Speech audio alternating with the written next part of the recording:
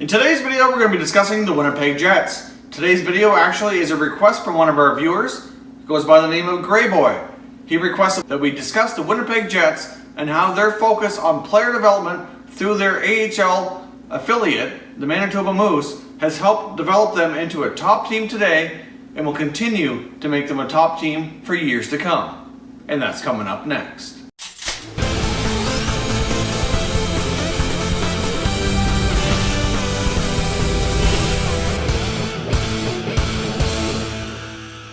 Hey everyone, and welcome back to another video here at Top Shelf Hockey.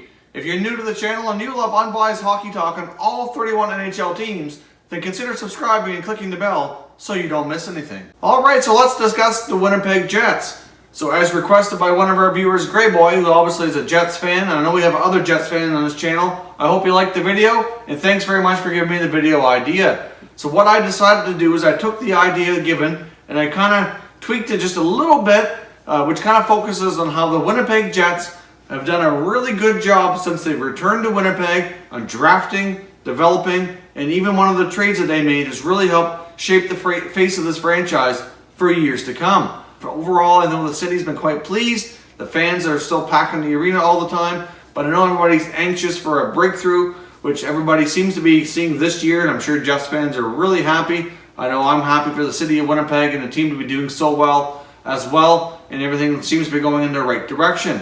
So what I decided to do is take a look back at the Winnipeg Jets and how they've drafted and developed and some of the trades that they've made to see how they've shaped the face of this franchise, and to show you how not only should this team compete really well this year, but for a number of years to come. So let's take a look first of all at their drafting record.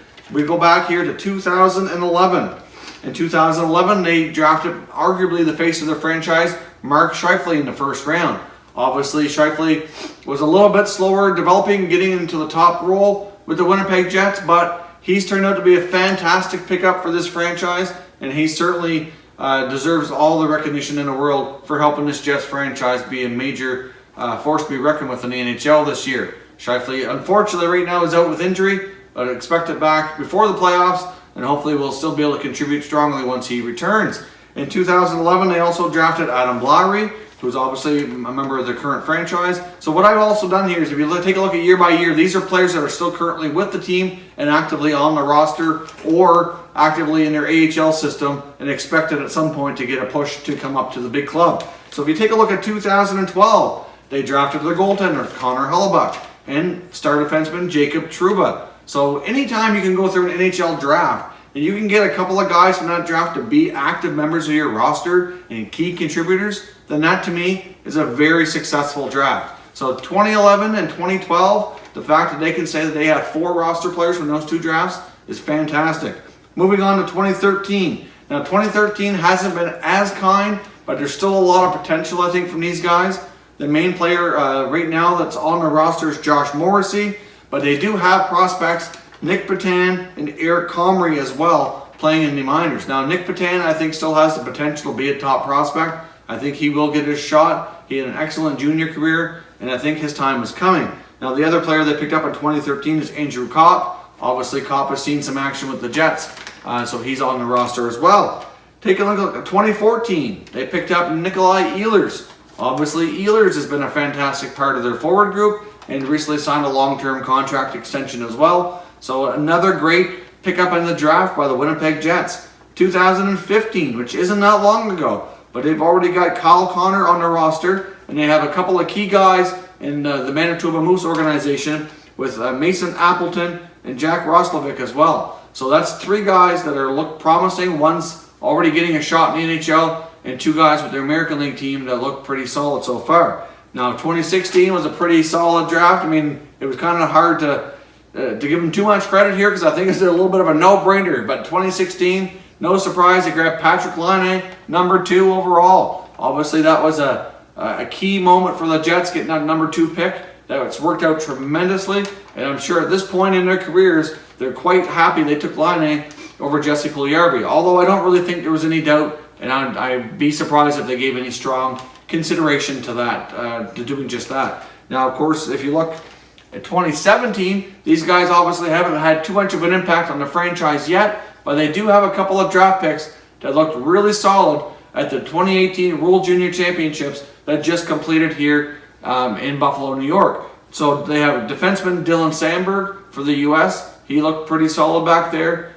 So they have him coming through the system, which is a good thing.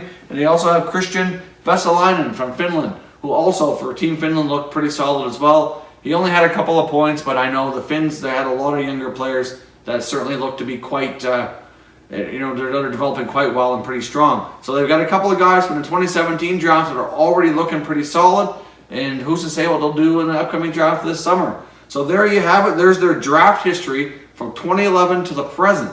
So this goes to show you that they've been able to get players every year from the draft that have been able to make an impact, mostly at the NHL level, and some that are certainly having an impact at the AHL level. Obviously, the ones at the AHL level, some of them are for 2013. So, every player is different. They all develop at a different pace, but some of those guys should be getting a shot. I mean, obviously, goaltenders as well typically do take longer to develop. Sometimes you can see them be 24, 25 years old before they really get established in the NHL, and that might be the case with Eric Comrie. I mean, from what I've seen, I think his play certainly warrants a fact that he's still considered an NHL prospect and could get there at some point. And the way Connor Hellebuyck's going, I think he's definitely the #1 goalie of the future. But who's to say maybe Comrie could be the future backup? Because they don't have Steve Mason signed too long term, so maybe Comrie will grab that role here in the next year or two. So that's the draft record. I think the Jets have done a tremendous job at drafting. And even though things might have seemed like they were moving slow since they came back to Winnipeg, you got to remember the franchise they inherited from Atlanta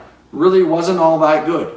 They didn't have a lot of top guys. They had a lot of players that just really didn't fit, and it took a long time to kind of change things up and kind of make their own mark on it and really become their true version of the Winnipeg Jets, which we're finally seeing today. Now let's take a look at another big moment in Jets history here that really changed the face of this franchise, in my opinion. I know there's a little bit of controversy over it at the beginning, but when they made the Evander Kane trade to the Buffalo Sabres, that trade has had a tremendous impact on this franchise going forward. So let's take a look back. It's always fun to look back and say, okay, now that lots of time has passed, who really won this deal?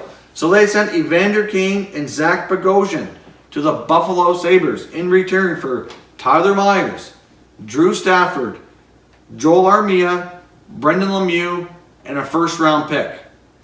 That's quite a haul. I mean, if you think about it, I mean, obviously Drew Stafford's no longer with the team, but he did have a couple of seasons where he contributed pretty well, obviously. But at the end of the day, Drew Stafford's the only guy that's not with the team anymore. They still have Tyler Myers. Obviously, he was looking for a fresh start, kind of had to get things reinvented and kind of make sure that he could still be a top defenseman as he struggled mightily in Buffalo. But I think he's done pretty good with Winnipeg.